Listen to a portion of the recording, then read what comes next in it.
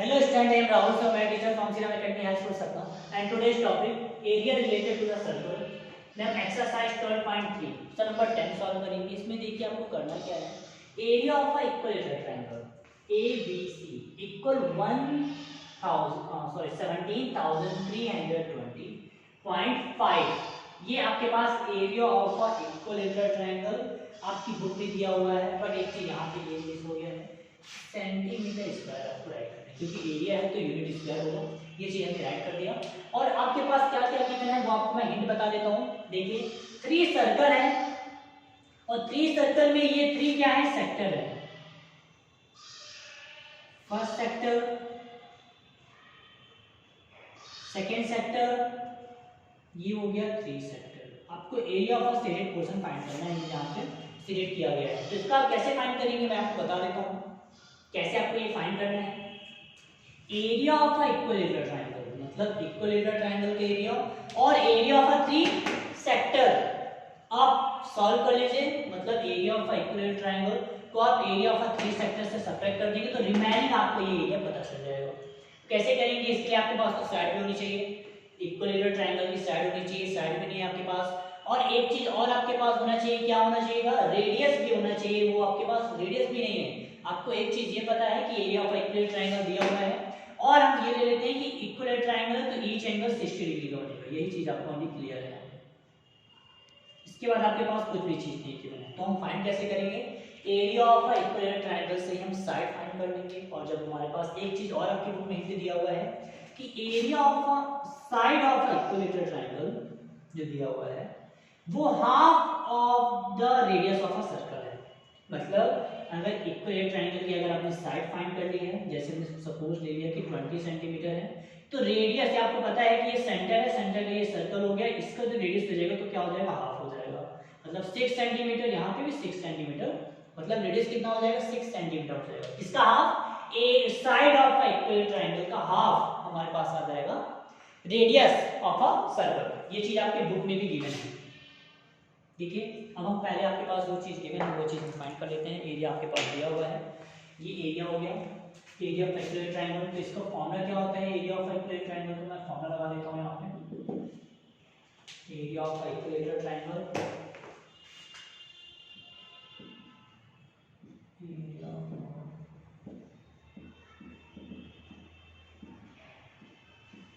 Equilateral triangle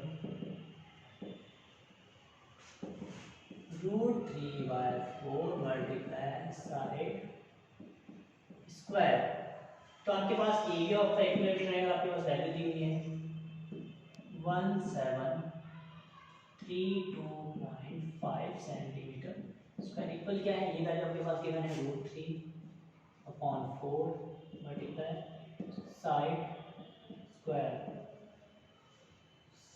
side square कर दीजिए। अब आपके पास एक चीज और गिवन है, देयरफॉर √3 की वैल्यू अपनी आप बुक ओपन कर लीजिएगा, उसमें √3 की वैल्यू सबसे नीचे दिया होगा। क्या दिया हुआ है 1.73205, ये होती है √3 की वैल्यू। आपके बुक में भी गिवन है 1.73205। अब हम यहाँ पे पुट कर देते हैं, क्या आ जाएगा 1732.5 सेंटीमीटर स्क्वायर और हो जाएगा 1.73205 और 4 मल्टीप्लाई साइड स्क्वायर। अब डेसिमल की बात देख लीजिए, यहाँ पे 1 डिजिट तो अपॉन में क्या लिखूंगा यहाँ पे 10, तो 17325 17320 सेंटीमीटर स्क्वायर अपॉन क्या लिखूंगा यहाँ पे 10।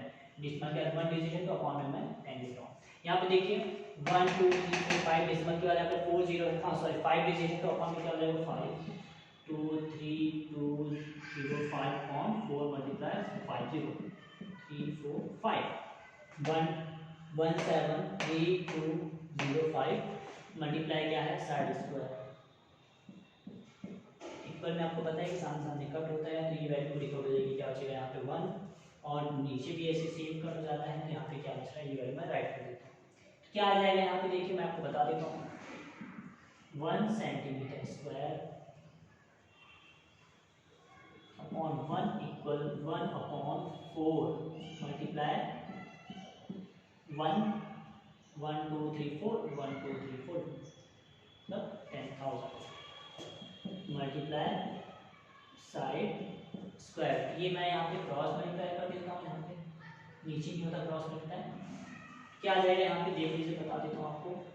4 मल्टीप्लाई 10,000 सेंटीमीटर स्क्वायर इक्वल हो जाएगा साइड स्क्वायर।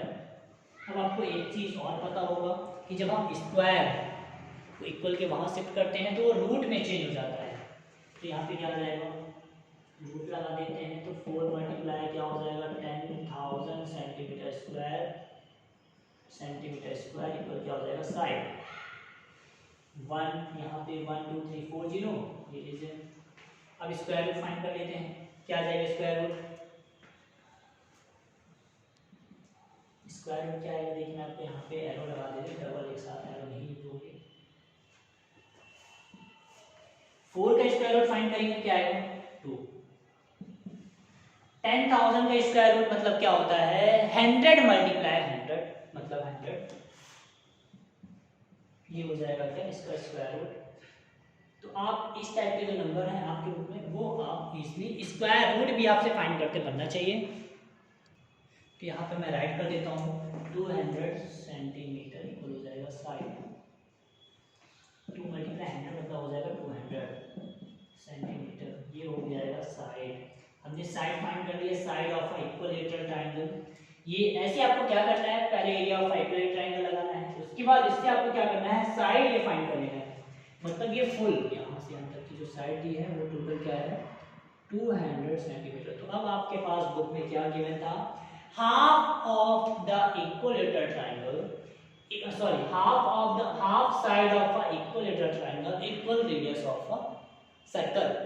मींस ये जो आपका इक्विलेटरल ट्रायंगल की जो साइड है वो सर्कल का क्या रेडियस, साइड ऑफ रेडियस का क्या हो जाएगा वो हाफ हो जाएगा। कैसे देखिए मैं आपको बताया तो ये चीज मैं और इरेज कर देता हूँ। मेन हमको चाहिए यहाँ पे साइड जो हमारे पास गिवन इक्विलेटरल ट्रायंगल हमने सॉल्व कर लिया है। देखिए इसके बाद हम क्या करेंगे, इसे सॉल्व करना है क्योंकि आपको अभी रेडियस तो आप साइड आपने फाइंड कर लिया, अब आपको ये फाइंड करना था जो दिया हुआ है 3 सेक्टर इक्विलेटरल ट्रायंगल की हमारे पास साइड दी हुई है, आपको 3 सेक्टर फाइंड करने उसके आपके पास रेडियस होना चाहिए। अब देखिए कैसे सॉल्व करेंगे, साइड हमने फाइंड कर ली और साइड हमारा क्या है वही हमारा क्या हो जाएगा रेडियस, हाफ उसका जो रेडियस साइड आई हमारी उसका हाफ क्या हो जाएगा रेडियस हो जाएगा। तो वो चीज़ मैं आपको बता देता हूँ कैसे करना है, ये भी यूज कर रहा हूँ मैं। और अब देखिए आपकी बुक में क्या गिवन है, रेडियस इक्वल टू क्या दिया है आपकी बुक में गिवन है, रेडियस इक्वल टू क्या है, radius equal to the length, radius equal to the half the length of the side of a triangle, the side of a triangle. मतलब radius equal मतलब हमने कर दिया ये radius equal to half the side of a triangle, triangle की जो side है उसका हाफ है, मतलब ये हमने कर दिया साइड बाय 2। तो हमारे पास क्या आ जाएगा radius,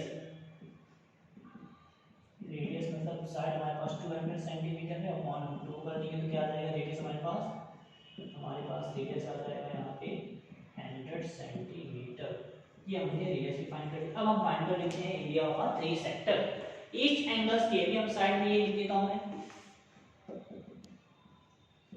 each angle of equilateral triangle, equilateral triangle इसका मतलब इक्विलेटरल ट्रायंगल की जो ईच साइड होती है वो 60 डिग्री होती है, इक्विलेटरल ट्रायंगल इक्वल 60 डिग्री। अब आपके पास एंगल भी है, आपने रेडियस भी फाइंड कर लिया, मतलब रेडियस क्या है जो ट्रायंगल की जो साइड है उसका हाफ है, मतलब हम ट्रायंगल की जो हाफ अगर कर देंगे तो हमें ये रेडियस पता चल जाएगा। क्यों पता चलेगा, क्योंकि ये सेंटर से यहाँ तक क्या होता है रेडियस। अगर हम ये सेंटर लेते हैं यहाँ से यहाँ तक का क्या हो जाएगा ये भी हो जाएगा रेडियस। तो 200 का हाफ करेंगे 4 ये साइड है 200, तो इसका हाफ क्या हो जाएगा, रेडियस आपकी बुक में गिवन है वो। तो हम फाइंड करेंगे area of a shaded region के लिए area of a equilateral triangle minus area of a 3 sector. Solve कर देंगे तो आप इजी आ जाएगा। एरिया रेडियस नहीं,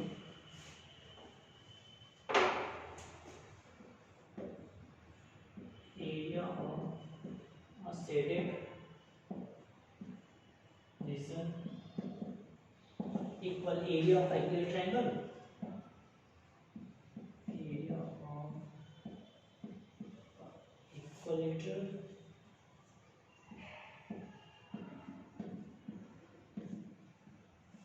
equilateral triangle minus area of 3 sector. यहाँ पे ऐड कर देता हूँ area of 3 sectors, area of equilateral triangle और माइनस एरिया ऑफ 3 सेक्टर। देख लीजिए क्या होगा इसका formula. Area of equilateral triangle आपके पास स्टार्टिंग में पहले से वैल्यू थी 173,205, ये हमारे पास एरिया ऑफ इक्विलेटरल ट्रायंगल की वैल्यू थी सेंटीमीटर स्क्वायर में। आपकी बुक में दिया हुआ है 173,205 centimetre square minus area of 3 sector क्या हो जाएगा 3 मल्टीप्लाई, या ब्रैकेट में भी सॉल्व राइट कर सकते हैं इसको, theta upon 360 multiply pi r square, ये कर दीजिए। तो 173,205 centimetre square minus 3 multiply 60 degree upon 360 multiply pi की जगह आपको लेना है 22/7 मल्टीप्लाई रेडियस हमारे पास दिया हुआ है 100 सेंटीमीटर, 100 सेंटीमीटर स्क्वायर। ये ब्रैकेट में कर देते हैं, 0 0 कट हो जाएगा, 6 1 6 6 6 36 हो जाएगा, 3 1 3 3 2 6 हो जाएगा, ये वैल्यू कट हो गई। अब देखिए और भी जो यहाँ पे रिमेनिंग वो मैं लिख देता हूँ, यहाँ पे लिख दूँगा तो 173,205 सेंटीमीटर स्क्वायर माइनस क्या बच रहा है यहाँ पे 20, यहाँ पे आप ये भी कट कर दीजिए 2 1 2, ये हो जाएगा 11। जो वैल्यू यहाँ पे बच रही है उसको हमें क्या करना है, रिमेनिंग यहाँ पे राइट करना है। एक चीज ये देख लीजिएगा यहाँ पे, क्योंकि आपके बुक में पाई की जगह आपको 3.14 पुट करना है और हमने 22.7 पुट कर दिया, इसलिए जो वैल्यू आपके बुक में गिवन है वही वैल्यू हम पुट करेंगे। अगर उसके आप मिस्टेक करेंगे तो उसके बाद कुछ भी नंबर डिसिमल के बाद हल्का नॉर्मल वहाँ पे चेंज हो सकते हैं, इसलिए जो वैल्यू आपके पास दी हुई है जैसे पाई के लिए दी हुई है तो वही वैल्यू हम यहाँ पे पुट भी करेंगे। मैं पुट कर देता हूँ 3 मल्टीप्लाई 60, थीटा की जगह आपको पुट करना है 60 डिग्री अपॉन 360 मल्टीप्लाई 3.14 मल्टीप्लाई आपको पाई की जगह पुट करना था 3.14 और आर की जगह आपको पुट करना है 100, तो मैं टाइप कर देता हूँ 100 सेंटीमीटर मल्टीप्लाई 100 सेंटीमीटर। ये वैल्यू राइट हो गई है। अब देखिए आपकी जो वैल्यू यहाँ पे कट हो रही है वो हम कट कर देते हैं, 0 0 कट, 6 1 6 6 36, 3 1 3 और 3 2 ये यहाँ पे कट हो गया। इसको मैं ब्रैकेट में कर देता हूँ, जो रिमाइनिंग बच रहा है वो मैं राइट कर देता हूँ। यहाँ पे क्या बच रहा है रिमाइनिंग देख लीजिए 173,205 सेंटीमीटर स्क्वायर माइनस इसका आप मल्टीप्लाई भी करते हैं, मैं 2 से इसको भी यहाँ पे भी कट कर सकता हूँ बट वो चीज़ मैं लास्ट में कट कर दूंगा। पहले राइट कर देता हूँ, रिमाइनिंग क्या बच रहा है यहाँ पे 3.14 मल्टीप्लाई 12340 तो 1234 सेंटीमीटर स्क्वायर अपॉन 2 कर देते हैं। इससे हम क्या कर सकते हैं, इजीली इसको वैल्यू को कट भी कर सकते हैं। तो यहाँ पे देखिए मैं इसको कट भी कर दूंगा, कट में क्या आएगा 2 2 1 2 2 5 पॉइंट लगा दीजिए, 2 5 10 और 1 बच रहा है तो 7 100 2 7 14 तो 157 आ जाएगी ये वैल्यू यहाँ पे।